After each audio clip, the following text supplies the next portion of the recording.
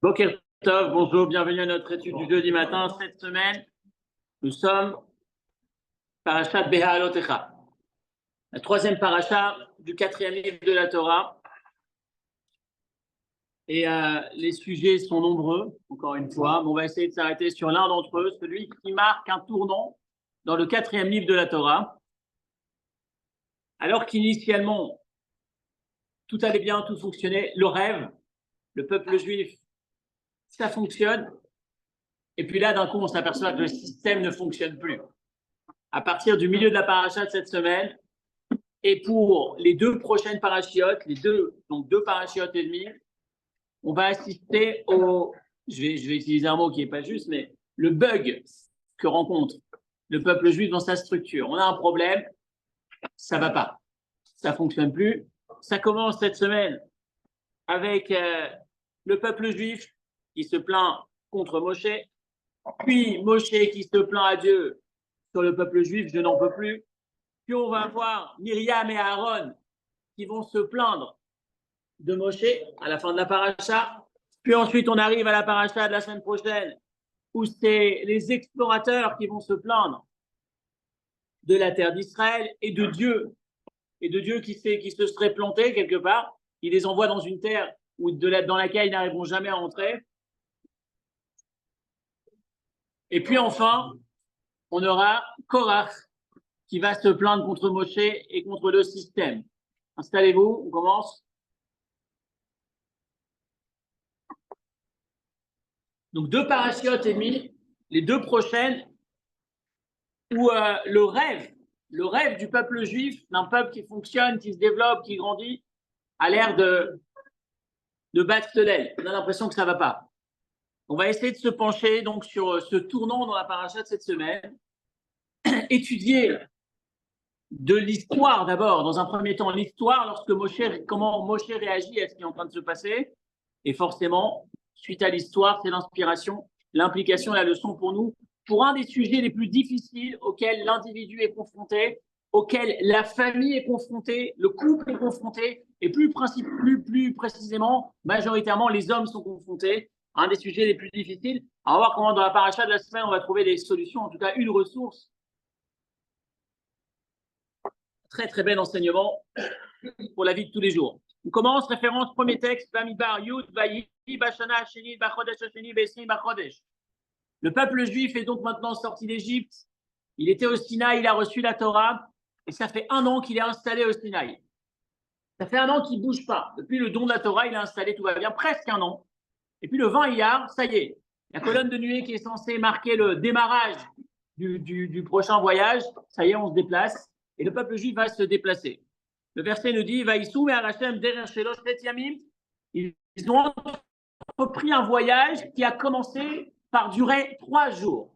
Donc je reprends, ça fait 1 an qu'ils sont là à ne pas bouger, presque. Ils partent, ils sont à 3 jours de déplacement, et ça y est. Le verset va nous dire, la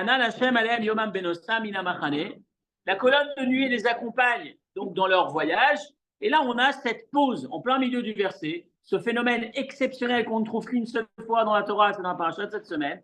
On a au milieu de la paracha, au milieu du texte, ça s'arrête, ça se coupe, il y a un blanc, il y a un noun à l'envers, et puis il y a un verset, puis ensuite il y a encore un noun à l'envers. Comme si on avait un verset entre parenthèses qui était greffé au milieu de la paracha de la semaine. Et puis ce verset, c'est le suivant. Lorsque l'arche se déplaçait, Moshe a dit, Kuma Hashem lève-toi Hashem, et que tes ennemis disparaissent, qui s'éparpillent, qui s'en aillent. Qui s'enfuient.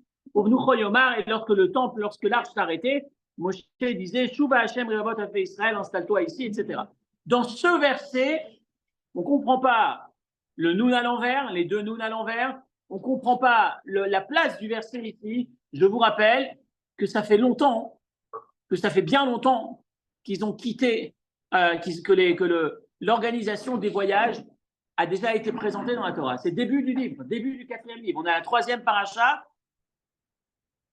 On est dans le 3e morceau du 4e livre de la Torah. C'est dans le tout premier qu'on nous présente l'organisation des déplacements du peuple juif dans le désert, comment les familles campaient, comment elles se déplaçaient, où étaient les drapeaux, etc., etc.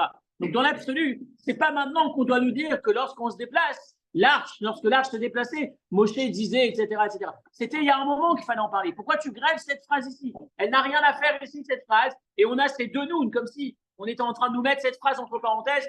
Pourquoi c'est deux nouns à l'envers? Pourquoi c'est la lettre noun qui a été choisie? Qu'est-ce qui se cache derrière l'introduction de ce verset ici? Vaïhi binso Aaron, c'est ce qu'on cite à chaque fois qu'on ouvre l'arche dans la synagogue.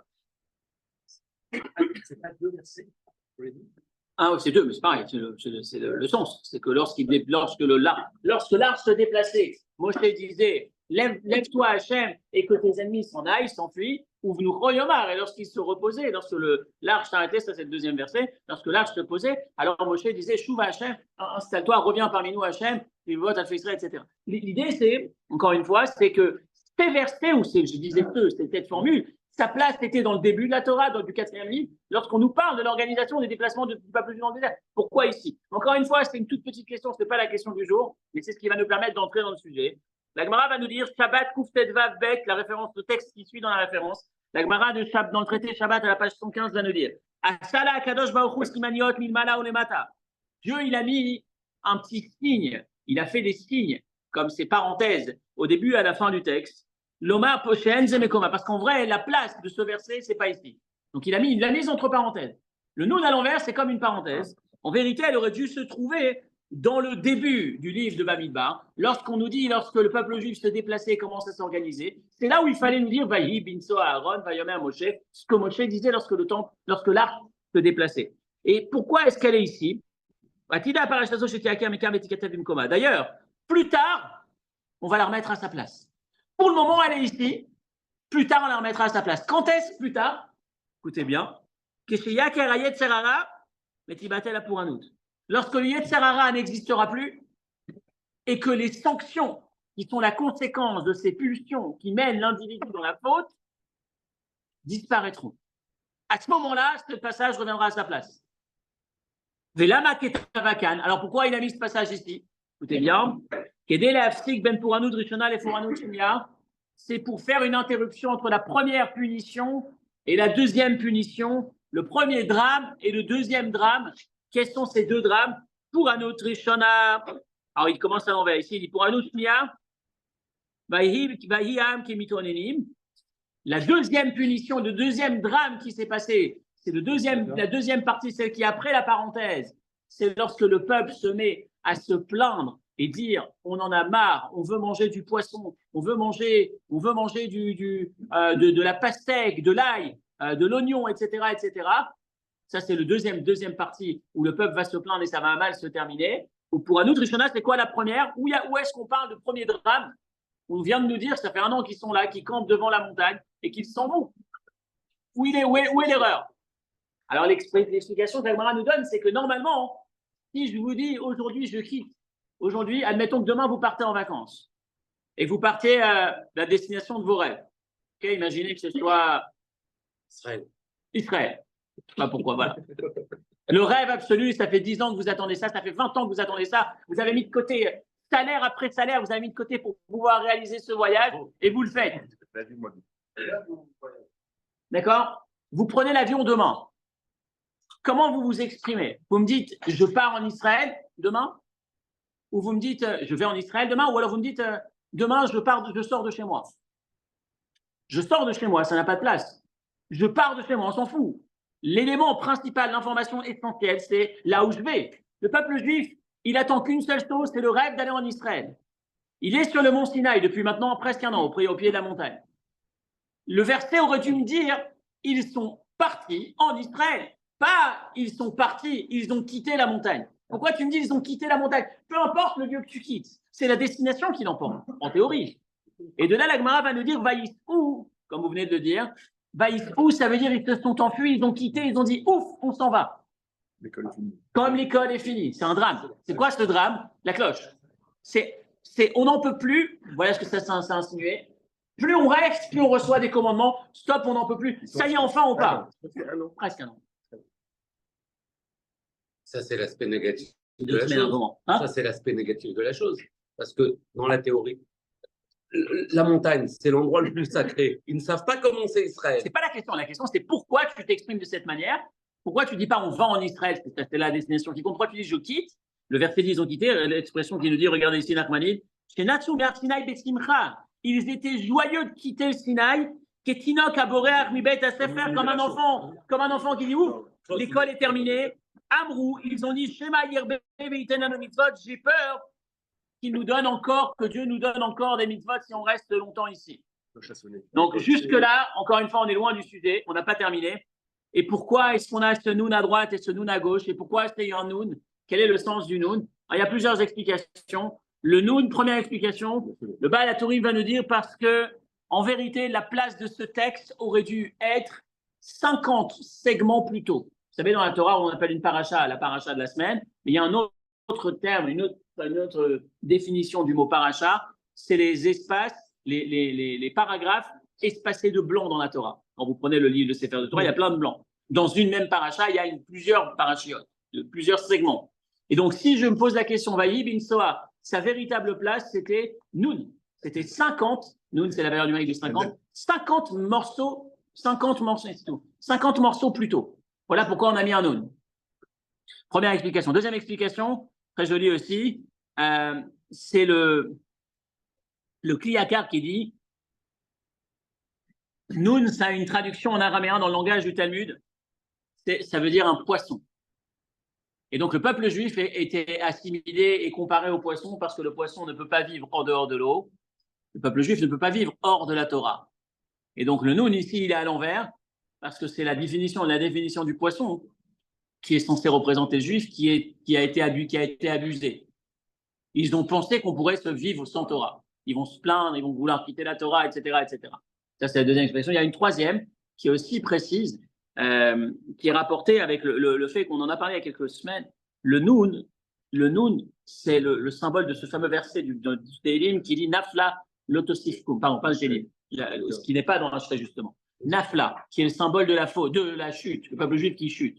Et donc le Noun, ici, ça fait référence à Dieu qui quitte un peu le peuple juif, qui fait le Noun à l'envers, qui quitte sans le quitter. Le Noun, c'est genre la chute, c'est la conséquence dramatique, mais en même temps, à l'envers pour dire Dieu, même quand il nous quitte pas. C'est un peu comme ce père qui est fâché avec son fils. Il voudrait dire, je m'en vais, je quitte la maison définitivement, je veux plus te voir. Mais en fait, la seule chose qu'il va faire, c'est te retourner.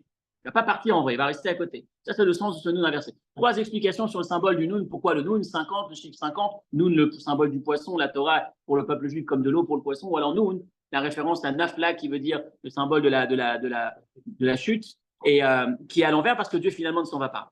Donc on a ici, voilà le sens de ce Vaïe bin Soa. Et maintenant on va rentrer dans le vif du sujet. Quel est ce deuxième drame qui a été réalisé? Qu'est-ce qui s'est passé? On continue.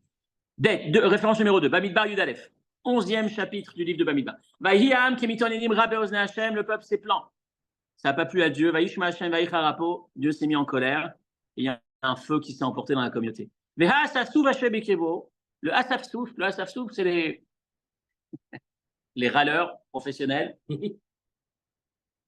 À notre époque, on a une nouvelle déclinaison, c'est ceux qui sont spécialistes professionnels des réseaux sociaux, qui organisent des groupes, qui créent des groupes à chaque fois qu'il y a une occasion de parler du mal de quelqu'un, de démonter quelqu'un.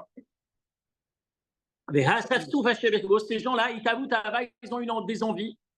Ils ont pleuré, ils ont fait pleurer le peuple juif et ils ont dit qui va nous donner de la viande? On a faim, on veut de la viande. Rappelez-vous le sushi gratuit. En Égypte, on mangeait le poisson gratuit. Et à Kishouim, et à Vatichim. La pastèque, on veut de la pastèque. Le peuple juif, je ne sais pas pourquoi la pastèque, en ce moment, c'est une couleur qui fait référence au contexte politique, mais bon. La pastèque, avec salim, choumim, les ail, les oignons, etc. Qu'est-ce qui se passe? Ils se plaignent beaucoup. Ils se plaignent à un point où ça va mettre Moshe dans un état qu'on n'a jamais vu. Et on va essayer de comprendre comment se fait-il que Moshe se mette dans un état pareil, et forcément à 2 niveaux l'inspiration, la leçon pour nous, 2 temps dans la réponse. Mais en tout cas, commençons par le commencement. Qu'est-ce qu'ils ont? C'est quoi le sens de leur plainte? Premier élément, ils ont la manne. La manne, ça leur donne tous les goûts. Mais le goût du poisson, c'est pas comme le poisson. On va nous dire, on peut le comprendre d'une certaine manière, que le goût du poisson, c'est pas comme le poisson. Quand tu as tous les goûts, mais que tu as la même substance, tous les jours, tu prends une pilule qui te nourrit, qui te donne les goûts, c'est pas la même chose quand tu vois le poisson, tu savoures le poisson. Donc, ils n'en peuvent plus, ils veulent quelque chose, ils veulent voir, ils veulent toucher la nourriture, ils veulent profiter vraiment. La texture. Puis ensuite, il y a. On a la viande, il y avait des cailles, mais ça ne suffit pas. On est limité, on est rationné, on ne peut pas en avoir autant qu'on en veut. Donc ils se plaignent. Et le coach Shimoni va nous dire que ça va un peu plus loin. Regardez la référence qui suit. Khadamar dagim et khadamar arayot. Le poisson, la nourriture, quand on parle de nourriture dans la Torah, c'est parfois synonyme de mœurs. C'est parfois synonyme de mœurs, de relations interdites, entre autres. Pourquoi? On a des expressions on a l'expression, par exemple, lorsque Moshe va rencontrer sa future femme. Il est au bord de l'eau, Moshe, et il se trouve que il va sauver les filles de Yitro, des bergers qui veulent leur faire du mal. Ensuite, lorsque les filles de Yitro rentrent chez leur père, le père va dire « Alors, qu'est-ce qui s'est passé? Vous êtes rentrés tôt aujourd'hui ?» Et elles vont répondre « Il y a un homme, un Égyptien, qui nous a sauvés aujourd'hui, qui nous a aidés. » Et l'expression du père de Yitro, c'est « Kir'en lo veyochal lechem ». Pourquoi vous ne l'avez pas appelé? Appelez-le qui vienne manger du pain. Manger du pain, c'est une forme fine, propre, mais délicate, on va dire, pour faire référence à un autre sujet qui est, finalement, Moshe, Yitro demandait aux filles, amenez-le à la maison, appelez-le, qu'on puisse commencer à parler mariage. Et finalement, il va épouser la fille d'Yitro. Donc, il y a cette expression, qui est une forme d'allusion, fine, discrète. Lorsqu'on parle de manger, on parle de manger, de nourriture. Donc, la Gemara va nous dire, dans la Koutsimoni, va dire, Rav et Shmuel, il y a deux avis. Un qui dit vraiment, on veut du poisson. On n'a plus de poisson, on veut du poisson. Et un autre qui va dire, non, Arayot, Hashanocha ou Hashon Nekia. En vrai, la plainte que le peuple juif exprimait lorsqu'il râle, lorsqu'il pleure, il y a un qui dit c'est parce qu'il n'y a pas à manger, on veut du poisson. Et il y a un qui dit c'est parce que dorénavant, tu viens de nous interdire la moitié des relations de couple, de couple hors couple, justement, ou incestueuses. On n'avait jusque-là aucune limite. Et puis maintenant, ça commence à être contraignant. C'est d'ailleurs le sens du verset un peu plus loin qui va dire Moshe va entendre le peuple qui pleurait l'émichpechotav sur ses familles. De quelle famille? De quoi tu parles? Il pleurait à propos des sujets qui concernent les familles. Dorénavant, le mariage est encadré. On ne peut plus faire ce qu'on veut, comme on pouvait le faire avant. Et c'est ça le sens de la plainte. Donc il y a deux sujets. Soit le poisson, on voulait manger, on n'a plus à manger, on veut que ça change. Soit les relations de manière générale. Et là, on se pose la question, Moshe réagit. Regardez la phrase qui suit, Bamidbar Yudalef, et ça c'est le sens, c'est le pic de notre réflexion. Moshe va taquer à ce moment-là. Il va dire j'ai envie de vous dire, vous vous rappelez du veau d'or? Qu'est-ce qui s'est passé lorsque le veau d'or a eu lieu? Qu'est-ce que Dieu a dit? Dieu a dit, je vais tuer le peuple juif, je vais l'éliminer, je vais faire un nouveau peuple juif. Qu'est-ce qu'il a dit, Moshe? Rappelez-vous de la phrase. Moshe va dire à Dieu, c'est ou eux ou moi, c'est où tu leur pardonnes, ou tu me sors de la Torah. Vous vous rappelez? Moshe va dire, c'est soit tu pardonnes la faute du peuple juif, soit tu m'effaces de la Torah. Cette semaine, voilà ce que Moshe va dire à Dieu. Il va dire à Dieu, c'est où tu me les débarrasses ou tu m'élimines. Tue-moi, Dieu, je t'en supplie, je ne peux plus avec eux. Mais comment on change? Comment on passe du Moshe, l'avocat du peuple juif? Moshe qui endure tout du peuple juif. Moshe qui minimise l'impact du dérapage que le peuple juif peut commettre. Et ce n'était pas des moindres. On parle du veau d'or. Il va dire à Dieu, c'est pas grave, tu peux effacer. Et là, qu'est-ce qu'ils ont fait finalement? C'est pas légitime de demander à manger, c'est un drame, c'est grave. J'ai besoin de pastèque, ok, c'est bas, mais c'est pas la fin du monde. Pourquoi est-ce que c'est le point de non-retour? Ils ont commis l'irréparable. Dieu, je t'en supplie, tue-moi. Si vraiment tu les laisses, tue-moi, je peux plus vivre. Qu'est-ce qui s'est passé? Comment comprendre pourquoi ça a tellement touché Moshe? Parce qu'ils veulent manger. C'est bête, mais c'est grave. Regardez la phrase. Je reprends les mots du verset, c'est moi qui ai fait, et un Moshe qui dit à Dieu, c'est moi qui ai conçu ce peuple, c'est moi qui ai engendré ce peuple. Et Tomar est là, et si tu me demandes de le porter comme une nourrice porte son enfant, mais je ne peux pas. Mais Aïni Bassar, d'où tu veux que je trouve, écoutez l'expression, d'où tu veux que je trouve de la viande pour tout ce peuple, il me demande de la viande, je n'en ai pas, je ne peux pas. Et si c'est comme ça, je préfère que tu me tues, plutôt que je puisse avoir à gérer ce peuple. Atson ou Bakar, Ishachet Lahem ou Matsalahem. Tu sais quoi, Dieu? Même si on prend tout le gros bétail, tout le menu bétail, il n'y aura jamais assez pour eux. Si on prend tous les poissons de la mer, Kol Dege Ayam, il n'y aura jamais assez. Ce ne sera jamais suffisant. Mais Moshe, pourquoi tu as grandi? Pourquoi tu grossis? Pourquoi tu tires le trait? Ils n'ont pas demandé tous les poissons du monde, ils ont demandé du poisson. Ils n'ont pas demandé 5 poissons. Boucher, quoi, elle appelle 2 fois. Qu'est-ce qui s'est passé? Comment Moshe, qui d'habitude essaye d'apaiser, il grossit, il exagère, il abuse. Alors là, Rachaim va plus loin, très joli. Il va essayer d'expliquer, il va dire, en vrai, il dit ce peuple, si on leur donne tous les poulets, ils vont dire on veut du bœuf. Si on leur donne plein de bœufs, ils vont dire on veut du poisson. Pourquoi il dit toutes les sortes de poissons? Il dit parce qu'en vrai, si je leur apporte 99% des espèces maritimes et j'en loupe une, ils vont me dire c'est celle-là qu'on veut. Mais qu'est-ce qui se passe? D'abord, Moshe, soyons cartésiens, j'ai envie de dire, soyons rigoureux dans notre analyse. Moshe, c'est vrai ce que tu dis? Qui t'a dit? T'es un menteur. Ils ont dit qu'ils veulent de la viande, ils veulent du poisson, ils veulent de la pastèque, ils veulent de l'ail et de l'oignon. Ok. Qui t'a dit que si tu leur donnes ce qu'ils te demandent, ils en voudront encore? Qui te permet d'affirmer cette chose-là? Pourquoi ce défaitisme? C'est fini, c'est plus possible, il est insupportable, il est ingérable, jusqu'au point, Dieu, élimine-moi, retire-moi. Qu'est-ce qui se passe? Alors, on va essayer de le voir. On va essayer de creuser. Et comme je le disais dans l'introduction, rappelez-vous, chaque semaine, quand on étudie la paracha de la semaine, l'objectif, c'est de sortir de la paracha de la semaine avec un enseignement pour nous. Et là, on va toucher, je pense, à un des enseignements les plus difficiles, pas les plus difficiles en termes de difficulté, les plus essentiels.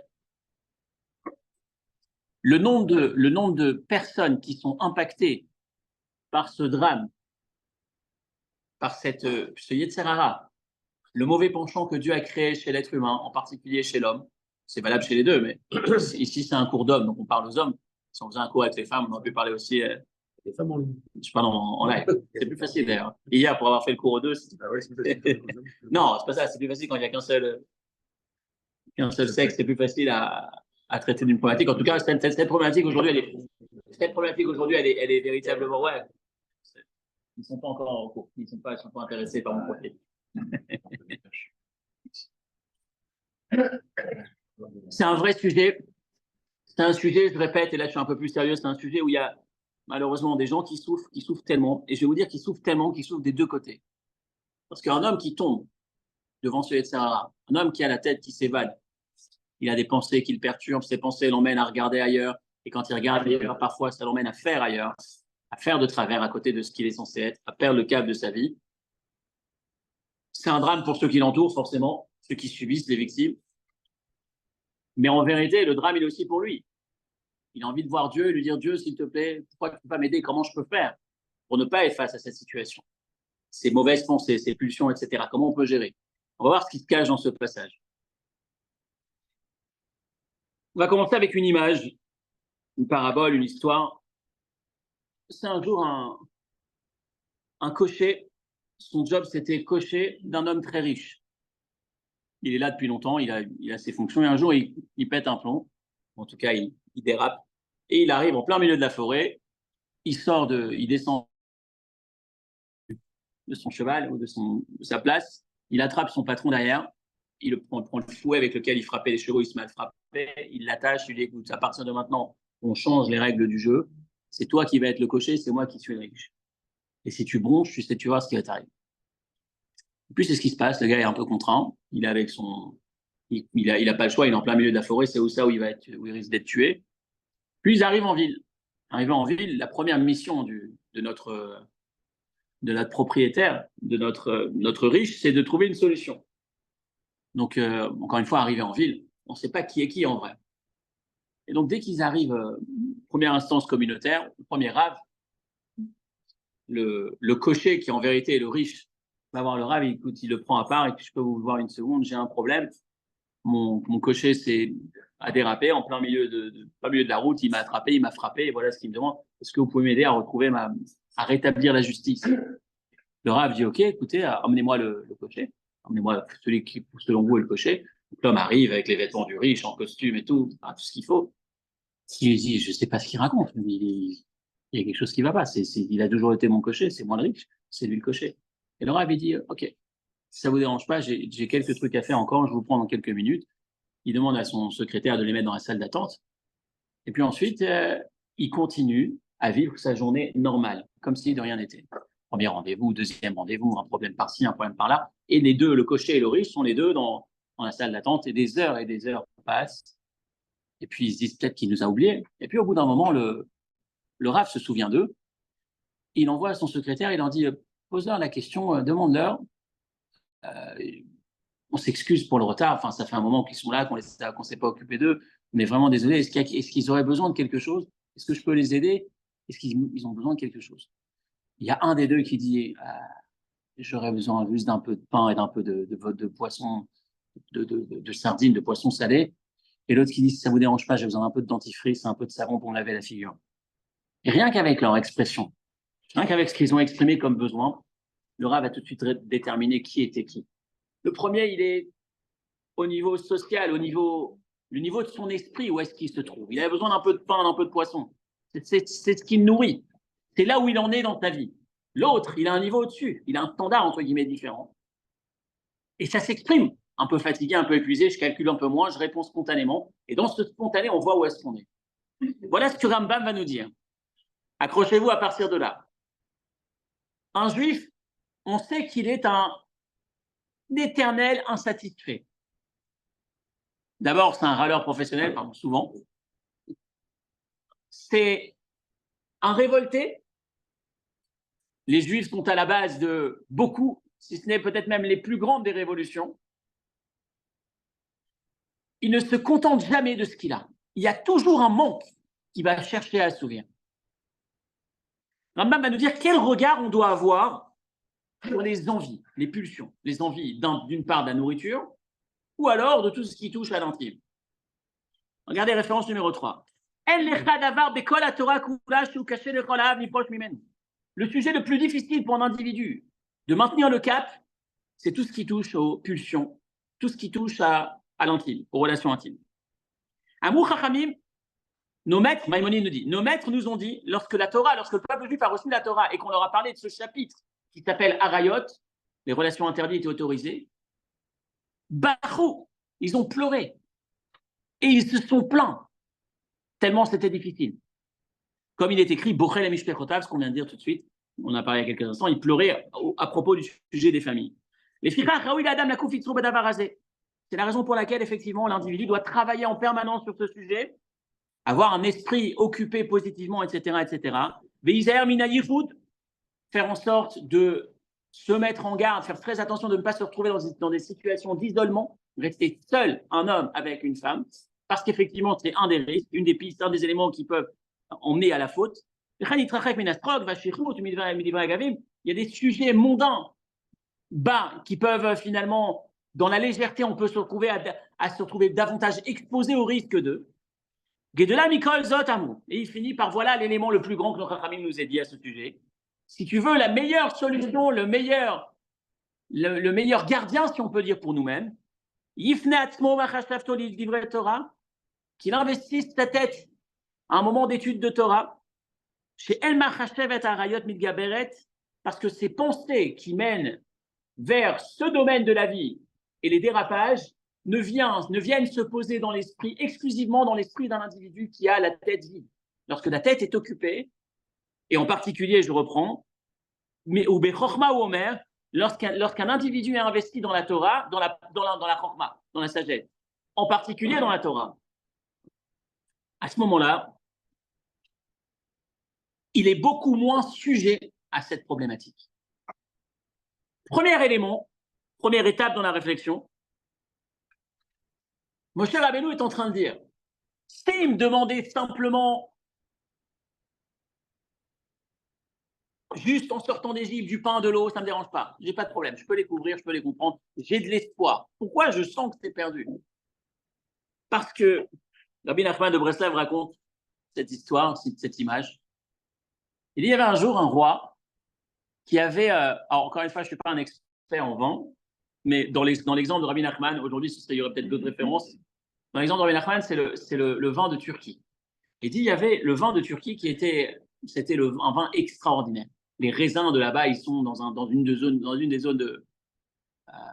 J'ai dit Turquie, je ne sais même pas si c'était Turquie, j'ai oublié le pays, c'était peut-être un autre, ça va me revenir, je vais le retrouver. Non, hongrois, pardon, le vin de Hongrie. Le vin hongrois, il y a une zone là-bas où le vin est extraordinaire. Et un jour, le roi, dans une de ses vignes qu'il possède, il va demander à un de ses ouvriers, un de ses agents techniques, le gars qui est tout en bas de l'échelle, il va lui demander, est-ce que tu peux m'aider à surveiller d'abord, puis ensuite à transporter des cajots, des tonneaux de vin, de ce fameux vin vers le palais. Et donc l'homme vraiment très simple, très très simple, il est là-bas, il voit ces gens qui préparent ce vin, il transporte le vin, il sent cette odeur extraordinaire, il supplie la hiérarchie qui est avec lui, laissez-moi juste goûter une goutte. Et on lui accorde, il va goûter une goutte. Et vraiment, il a goûté un produit qu'il n'a jamais goûté, auquel il n'a jamais goûté de sa vie. Sensation extraordinaire. Des années plus tard, ce même agent technique, agent de surface, j'ai envie de dire, auprès du roi, il est dans une brasserie, un bar ou quelque chose, et il voit qu'il y a un groupe d'individus aisés, très riches, qui entrent dans le bar et qui discutent entre eux, puis lui, il est à côté. Et il entend l'un d'entre eux qui dit si vous voulez, j'ai un peu de vin hongrois avec moi, et je veux bien vous partager, si vous voulez, venez, on ouvre une bouteille ensemble. Et les gens disent waouh, vraiment, t'as ça, extraordinaire, super. Et puis lui qui est à côté dit ça vous dérange pas, je peux vous laisser une petite goutte? Et il goûte, et il dit c'est pas ça. Et les gars le regardent, ils disent toi, agent de surface, tu vas nous dire à nous qui on fait que ça toute la journée, brasser les plus grands de ce monde, et c'est toi qui vas me dire que c'est pas du vin? Qu'est-ce que tu t'y connais? Comment tu peux parler? Et l'homme va répondre en fait, si tu as goûté une fois du vin hongrois, tu peux jamais te tromper. Tu fais la différence. Tout ce qui est imitation, tu le sens à 1 kilomètre. Et c'est ce que va dire Moshe ici. Quand ils ont reçu la Torah, quand tu as goûté à ce qu'il y a de vrai, tu vas effectivement ressentir un manque lorsque tu l'as pas. Mais quand tu cherches à l'assouvir ailleurs que dans le vrai, je peux te donner tous les poissons, tous les légumes. Il n'y a pas de solution. Il n'y a pas de solution. Pourquoi? D'abord, dans un premier temps, c'est quand tu as eu accès à ça, tu te rabaisses à le peuple entier qui dit on veut une pastèque, on veut de la pastèque. La définition, l'identité de mon peuple, c'est de la pastèque. C'est tellement bas. Toi qui as connu ça, comment tu peux demander ça? Premier temps. Deuxième temps, c'est désespéré. Il n'y a pas de solution. Tu pourras jamais, quelqu'un qui a goûté à ce qu'il y a de plus haut, il ressentira toute sa vie ce manque. Tant qu'il n'aura pas été nourri par ce qu'il y a de plus haut, ce qu'il a connu, ce qu'il a goûté au départ, ce que son âme connaît ou ce qu'il a reçu lui-même, à l'époque c'était le Sinaï. Il pourra chercher, il ressentira toujours ce manque. Regardez le début de la Torah, Yaakov et Esav, les premiers frères juifs, j'ai envie de dire, regardez le clivage. Yaakov, il passe sa vie dans l'étude de la Torah. Esav, il passe sa vie à commettre les plus grands crimes, les plus grandes atrocités complètement extrêmes à 15 ans. Et là, on se pose la question, à 15 ans, tu es en train de faire ces choses que personne ne fait pas. Même à 50, 60 ans, on a peur de le faire. Toi, à 15 ans, tu n'as pas peur, tu passes ta vie à tuer, à torturer, à kidnapper, à être dans cette violence. Et c'est un peu cette idée, c'est un peu ce que les gens de Haman vont dire à Haman. La famille d'Haman va dire à Haman, ils vont lui dire, Mordechai, c'est un juif. Le juif, c'est très simple. C'est soit où il est très, très, très, très haut, soit où il tombe très, très, très, très bas. Il n'est jamais au milieu. Il y a Yaakov d'un côté et Esav de l'autre. Le milieu, ça ne lui convient pas. Parce que pourquoi c'est deux extrêmes? Parce que vu qu'il vient de très très haut, vu qu'il a goûté très très haut, il ira à la recherche de cette sensation, de ce qui le compte vraiment. Il le recherchera en permanence. Tant qu'il ne l'a pas, il est capable d'aller tellement loin pour retrouver ça, ce vin hongrois, pour reprendre l'expression. Il y a une phrase qui dit qu'ils sont capables du pire comme du meilleur, mais c'est dans le pire qu'ils sont les meilleurs. Ça, c'est un peu.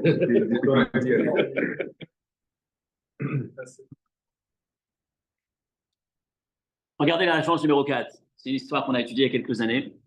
L'histoire de Maroukva. L'histoire est la suivante. Maroukva était un homme aisé à l'époque du Talmud. Et un jour, il a vu une femme qui s'appelait Hana.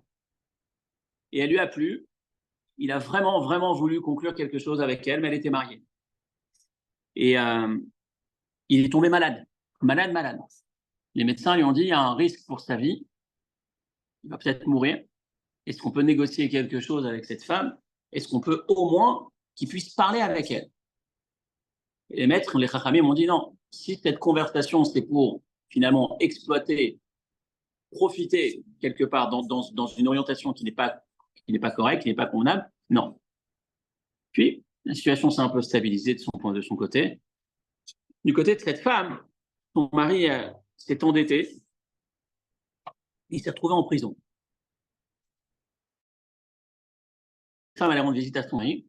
Et son mari, tous les jours, se plaignait, râlait. Mais qu'est-ce que tu fais pour moi? Tu me laisses dans ce trou, débrouille-toi, va trouver de l'argent. Trouve de l'argent, paye mes dettes et puis que je puisse sortir. Tu penses pas à moi, tu me laisses là-dedans. Sa femme écoutait, elle n'avait pas de solution. Qu'est-ce qu'elle peut faire?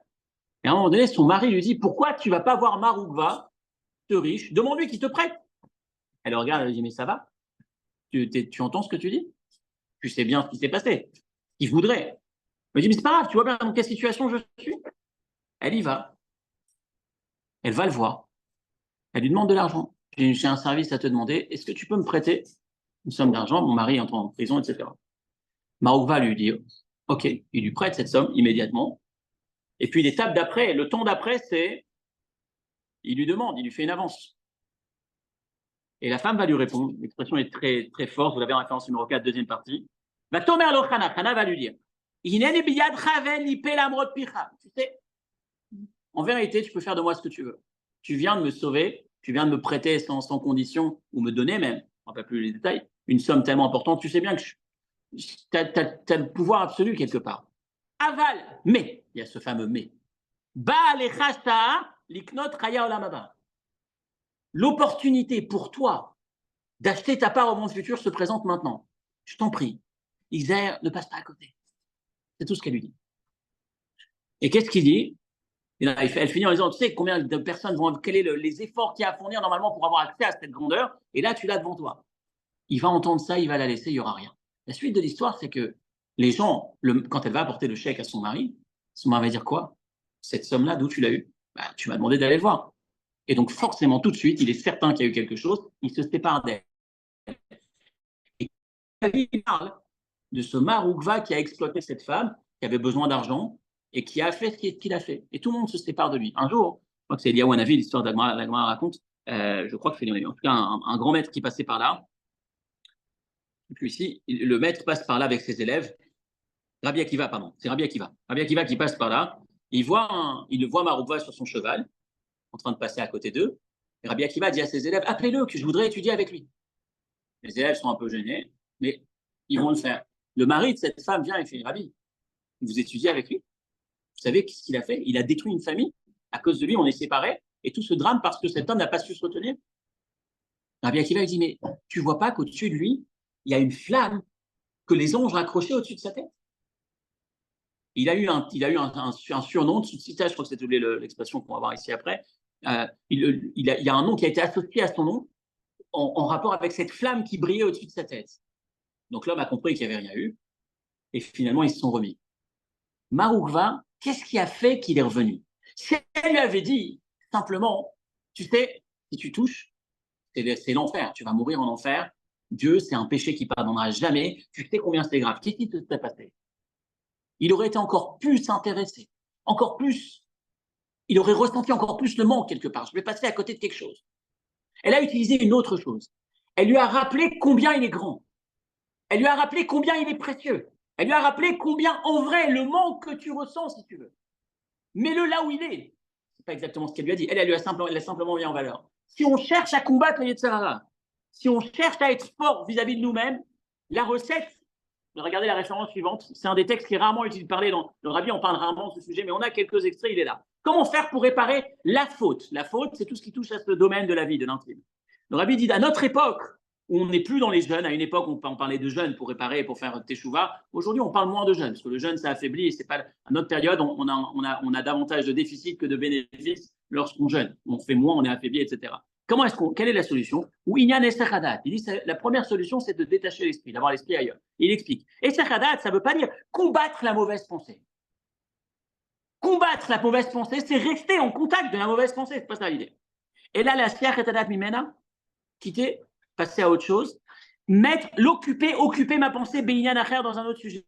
Ou Matov, et le top, ce serait bien que cette pensée soit des lettres de Torah ou de Tefila. Parce que si déjà un peu de lumière chasse beaucoup d'obscurité, a fortiori que beaucoup de lumière chasse beaucoup d'obscurité. Et il finit, j'imagine que vous étudiez déjà le passage tous les jours de Chumash de la semaine, le Chumash chaque jour, le Teilim du jour, le Tanya du jour, c'est l'Ochitat, c'est la formule, l'étude quotidienne. Et si vous ne le faisiez pas, je vous invite à le faire. Donc c'est un homme qui s'adresse au Rabbi, j'ai un problème, j'ai rencontré ce sujet, j'ai fauté, je voudrais réparer, qu'est-ce que je peux faire pour réparer? D'autres auraient peut-être dit, ben, tu vas jeûner 100 fois et tu vas mettre ton, enfin, etc., enfin, tout un processus, un protocole. La réponse du rabbi est, prends, utilise ton esprit, investis-le dans la Torah, rajoute dans la Torah. C'est extraordinaire. Si vous réfléchissez, qu'est-ce qui se cache derrière ce texte? Moshe Rabbeinu, il voit que le peuple est en train de se plaindre. Il dit, dans cette situation, j'ai pas de solution, j'ai pas de solution. C'est quoi ce défaitisme? Pourquoi tu grossis le trait? Ils ont juste dit, on veut de... Ici, ce qu'ils sont en train d'exprimer maintenant, alors qu'on a reçu la Torah, alors qu'ils ont eu accès à ça, ils ont goûté à ce vin hongrois, et ils sont en train de me dire, je ressens un manque, c'est-à-dire qu'en quittant la Torah, ils espèrent retrouver leur manque, le combler dans la pastèque, j'ai pas de solution. Ils ressentiront ce manque, et encore plus fort, et ça ira encore plus bas, parce que je sais que lorsqu'on a goûté à ça, on ne peut pas s'en sortir. Ce que je veux faire, quelque part, l'invitation qu'il nous fait, c'est en permanence de prendre conscience que ce petit moment de Torah, c'est celui qui va nous aider. Je dis ça parce que quand on est dans cette situation, quand quelqu'un est dans cette situation, il y a la facilité, c'est de regarder en jugeant, en disant waouh, le drame, qu'est-ce qu'il fait subir?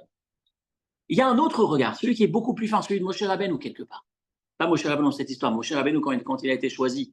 Quand Moshe Rabbeinu a été choisi, vous connaissez l'histoire, le Midrash qui dit comment se fait-il que c'est Moshe qui a été choisi? Un jour, il promenait le troupeau de son beau-père dans le désert et il y a une brebis qui s'est éloignée et il est parti la chercher, il l'a récupérée, il l'a ramenée au troupeau et il lui a dit ah, tu avais soif, je ne savais pas que tu avais soif. Il l'a remis dans le troupeau. Dieu a dit waouh, si tu t'occupes de la brebis de cette manière, tu vas bien t'occuper de mon peuple, c'est toi que je choisis. Et quand on veut faire le lourd et qu'on entend ce commentaire, on dit une seconde.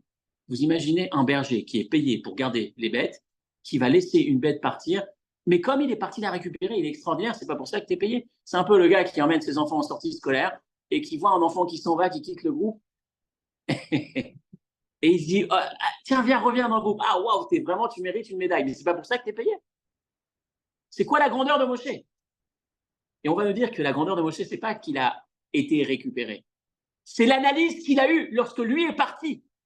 Lorsque la brebis s'en va, au lieu de dire, toi, brebis, tu as un problème, tu es une brebis perdue, tape un rond dehors, il va dire, je ne savais pas que tu avais soif et que c'est pour ça que tu es parti à la source. Si j'avais su, je t'aurais donné moi à boire. C'est quoi le sens de tout ça? Quand quelqu'un s'en va, quand quelqu'un rencontre une difficulté, quand quelqu'un se révolte, quand quelqu'un râle ou quand quelqu'un part, l'analyse du Moshe, c'est de dire, il y a un problème, il a un manque, je n'ai pas su identifier. Un gosse qui se lève en classe, il y a soit à dire, voyou, tu ne respectes pas le règlement dehors, ou soit s'il se lève en classe, s'il y a quelque chose qui ne va pas, il a peut-être un trouble de l'attention. Il suffit juste d'avoir ce mot, cette parole, cette conscience de le voir, et d'un coup, tu le rattrapes, c'est fini. Moshe Rabbeinu, la première chose qu'il dit, c'est « Je ne savais pas, c'est moi qui n'avais pas compris qu'en vrai, si tu pars, c'est que tu as un manque. Je nourris le peuple, mon rôle, c'est de nourrir le peuple. Toi, je pensais t'avoir nourri, mais dans ton modèle, ça ne suffisait pas. J'aurais dû m'adapter. » Là, Dieu dit « Ça, c'est celui qui va pouvoir s'occuper. Celui qui sait déceler derrière chaque individu qui dévie un manque qui n'a pas été nourri, qui n'a pas été assouvi. » Alors pour nous, cet enseignement, en finissant ce texte, cette étude, c'est effectivement de se dire combien c'est important. D'abord, le regard, la nuance qu'on peut porter quand on est devant cette situation, mais surtout pour nous. Plus on étudie, ça paraît irrationnel. Quel rapport entre étudier la Torah et quelqu'un qui est confronté à cette difficulté? Pourquoi ce Yetzirah dont on parle au départ, finalement, qu'on a essayé d'identifier? C'est quoi le nom? Je pense que je n'ai pas cherché son nom, j'ai parlé du sujet. Le sujet, c'est les relations intimes. Parce que Moshe, c'est un peu ce que racontait avec le vin hongrois. Parce qu'il se dit, quelqu'un qui a connu la Torah, qui n'est plus dans la Torah, qui quitte la Torah, et dont le seul, aujourd'hui, qui cherche à retrouver l'équivalence, le manque, le combler, dans les plaisirs, que ce soit dans les relations intimes ou que ce soit dans la nourriture, c'est pas quelqu'un, encore une fois, Rambam n'est pas en train de dire, quand on reprend le début, il n'y a pas de problème à vouloir manger de la pastèque, il n'y a pas de problème à vouloir manger de l'ail. Mais quand tu cherches, tu identifies ça comme un trouble, quand tout ton investissement, toute ta recherche est là-bas parce que tu cherches à combler un manque. Quel manque? Le manque de la Torah? C'est perdu, c'est définitif. Pourquoi c'est perdu? Parce que je ne pourrai jamais, il n'y a rien qui pourra calmer quelqu'un qui a un manque de Torah, quand son vrai manque, c'est de la connexion à Dieu, qui lui, il cherche à l'assouvir en étant à la recherche d'un plaisir qu'il cherche à le remplacer. On dit souvent, quand je parlais tout à l'heure, c'est juste éternel insatisfait, toujours en permanence à la recherche de quelque chose. Quand on n'a pas goûté à la Torah, souvent quand quelqu'un il découvre la Torah, quand quelqu'un il fait teshuva, quand il met à étudier à un moment donné, il découvre quelque chose. Il y a une richesse dans la Torah. il y a un plaisir, j'ai noté un des textes qu'on a cité tout à l'heure, qui dit que dans la Torah, il y a tous les plaisirs. La Torah ne nous demande pas, voilà, la Torah ne nous demande pas de nous passer du plaisir, la Torah nous demande de faire élever notre recherche de plaisir à un plaisir tellement plus fin, tellement plus intense, qui nous comblera tellement plus, qui est celui d'être attiré ou de se nourrir du vrai, de ce qui va vraiment nous nourrir. Pardon. Il aurait dû se rendre compte, il se rend compte que c'est ça le problème.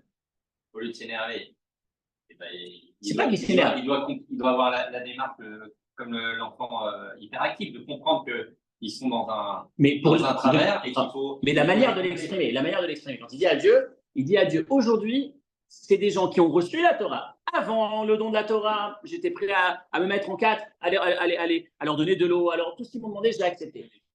Maintenant qu'ils ont goûté la Torah, leur demande, elle est insatisfaisante.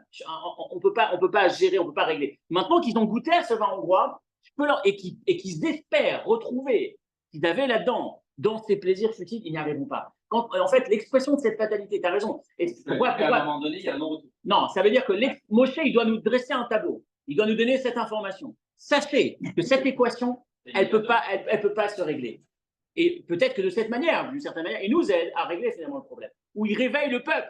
Il est en train d'indiquer au peuple, voilà l'équation. Vous avez l'impression que c'est juste la pastèque, mais en fait, voilà ce que ça traduit. Si vous ne vous ressaisissez pas maintenant, il n'y aura pas d'issue. Il y aura toujours la recherche d'un autre plaisir, et d'un autre plaisir, et d'un autre plaisir. On a le Yaakov d'un côté et le Esav de l'autre. Donc la leçon, la conclusion, c'est prendre conscience que ça se traite avec délicatesse, avec subtilité, ce sujet. C'est l'épreuve par laquelle l'homme est principalement concerné. Alors forcément, comme on l'a dit tout à l'heure, ça se traite en amont en essayant de créer un cadre qui est privilégié, mais en parallèle, surtout dans le positif. Ce qui va nous permettre de nous en sortir, ce qui va nous permettre de nous renforcer, c'est un peu comme l'histoire de Maroukva, c'est prendre conscience qu'il y avait un jour un chassid du Admor Hazaken qui était dans le business et qui traitait avec des non-juifs. Des non-juifs, il était exposé. Alors, on imagine à cette époque le juif dans le ghetto qui est assez privilégié, assez préservé, mais lui, il était très exposé. Ses collègues lui disaient, comment tu fais? Toute la journée, je rencontre des hommes et des femmes qui n'ont pas les mêmes mœurs, les mêmes valeurs que nous. Comment tu fais pour tenir, pour rester pieux? Et il a répondu, il dit à chaque fois que je rencontre, que je suis dans une transaction ou un contact avec une rencontre qui pourrait être glissante, je me souviens que je suis un chassid du rabbi, et d'un coup, j'ignore totalement ce paramètre. Ça devient totalement insignifiant. Je me rappelle combien je suis grand, rappelez-vous. Si c'est simplement se rappeler combien on est fragile, combien la chose est grave, ce n'est pas suffisant. Se rappeler combien on a un potentiel, qui on est. On a reçu la Torah. Par quoi on doit être attiré. J'ai goûté du vin hongrois. Je ne peux pas me contenter de ces imitations. Tout ce qui ressemble, tout ce qui est faux, des imitations, ça me parle pas. Si, malheureusement, ça me parle.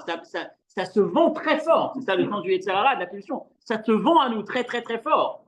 Mais c'est que le packaging qui est de folie. Moi qui ai goûté le vrai, je sais que c'est que du packaging. Et puis je passe à côté, je sais que le vrai, je le trouve dans la Torah, dans les valeurs de la Torah. Shabbat Shalom, et peut-être Bezrat Hashem normalement la semaine prochaine.